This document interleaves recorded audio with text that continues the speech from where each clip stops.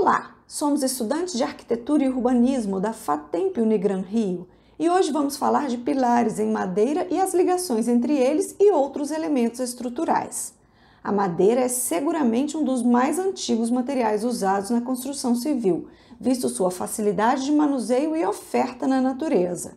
Ela apresenta uma boa relação entre sua resistência estrutural e seu peso, além de ser um ótimo isolante térmico. A madeira, porém, exige cuidado especial quando se trata de durabilidade. Madeira e umidade não combinam, logo não é todo projeto que a escolha deste material faz sentido. Além disso, esse material pode sofrer degradação biológica ocasionada por fungos, cupins e outros. Veremos neste trabalho a definição de pilar e suas características quando executados em madeira. Pilares fazem parte da estrutura de qualquer construção. E, independente do material usado, seja madeira ou qualquer outro, como aço ou concreto, é sempre submetido a cargas verticais, sendo sujeito, portanto, a esforços de compressão simples. Dependendo da sua seção e de sua altura, eles podem sofrer o efeito da flambagem, como mostrado aqui na figura. Seção maior ou menor altura, maior segurança. Se comparado ao aço, a madeira custa 50% a mais e sua resistência à compressão, apesar de depender do tipo de madeira, é em geral menor do que o aço e a do concreto. Quanto à altura dos pilares de madeira, em geral, é restrita, visto que não são encontrados na natureza tamanhos generosos com muita facilidade. Quando o projeto exige largura superior às encontradas na natureza, é necessária a junção de peças no que chamamos de peças compostas.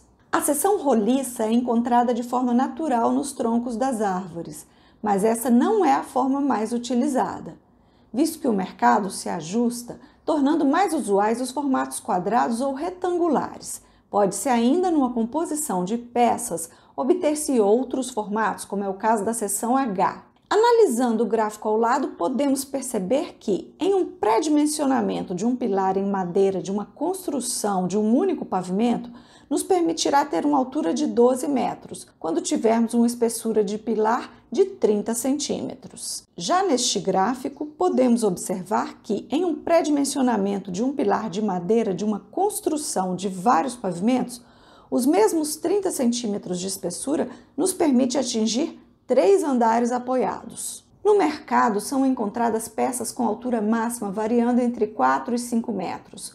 Quando o projeto exige uma estrutura com tamanho maior do que os comercializados, estes necessitam ser ligados entre si, com o uso de alguns dispositivos.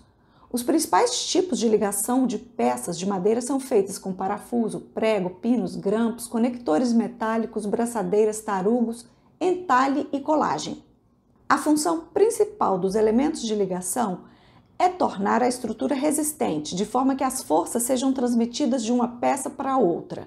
A estrutura também deve ser rígida, restringindo o deslizamento entre as peças. O projeto das ligações das madeiras deve seguir as normas para garantir a sua eficácia. Os parafusos utilizados na ligação destas peças podem ser rosqueados autoatarrachantes ou parafusos com porcas e arruelas. As ligações com pregos são aconselhadas para estruturas definitivas, uma vez que essas não podem ser desmontadas facilmente sem que ocorra danificação das peças. Os entalhes devem ser precisos na execução, de forma que não haja folgas nas interfaces, evitando a deformação da estrutura. Essas peças podem receber apoio de parafusos ou pregos para que elas se mantenham na posição exata. As ligações coladas geralmente não são realizadas nas obras. A colagem é feita em fábricas de peças de madeira compensadas ou laminadas e são desenvolvidas em grande escala, com controle rigoroso do processo. Um outro processo de madeira colada, denominado MLC, madeira de lâmina colada, tem tomado lugar de destaque com esse novo cenário de construções sustentáveis.